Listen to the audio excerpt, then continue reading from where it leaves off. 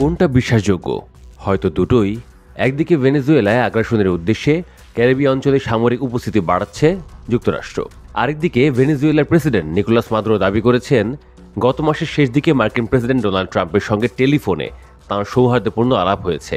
দ্বিতীয়টা যেহেতু বেশি ইন্টারেস্টিং, সেটার প্রসঙ্গে আগে আসা যাক। গত বুধবার ভেনেজুয়েলার রাষ্ট্রায়ত্ত টেলিভিশনকে দেওয়া এক সাক্ষাৎকারে মাদুরো এ দাবি করেন।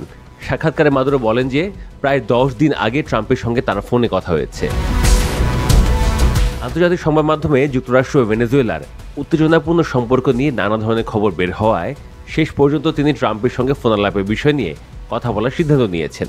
এতদিন বিষয়টি নিয়ে কেন কথা বলেননি সে প্রসঙ্গে মাদুরো বলেন, তিনি মাইক্রোফোন কূটনীতি এড়িয়ে চলতে চেয়েছিলেন। মাদুরো বলেন, পররাষ্ট্রমন্ত্রী হিসেবে 6 বছর দায়িত্ব পালনকালে আমি কূটনৈতিক সংযম শিখেছি। প্রেসিডেন্ট হিসেবে গত কয়েক বছরে এই অভিজ্ঞতা আরও গাঢ় হয়েছে। পররাষ্ট্রমন্ত্রী হিসেবে দায়িত্ব পালন এবং আমাদের কমান্ডার হুগো চাভেজের কাছ থেকে শেখা অভিজ্ঞতার আলোকে আমি সংযমকে মূল্য দেই।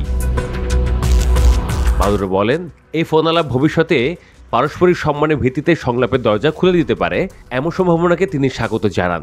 আর তাঁর দেশ সবসময় শান্তির পক্ষে বলেও মন্তব্য করেন তিনি।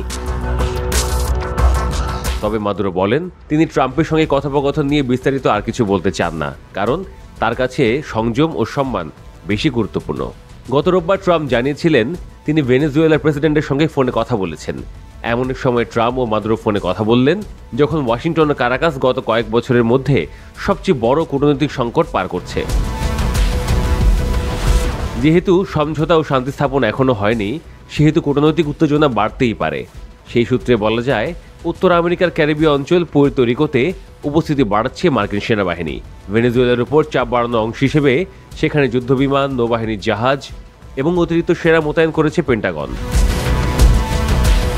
শুধু তাই না, ভেনেজুয়েলার উপর নজর রাখতে ক্যারিবীয় দেশ ত্রিনিদাদ ও টোবাগোতে রাডার বসিয়েছে যুক্তরাষ্ট্র। দেশটির প্রধানমন্ত্রী কমলা প্রসাদ বিসেসার গত বুধবার জানিয়েছেন যুক্তরাষ্ট্র তার দেশে একটি রাডার স্থাপন করেছে।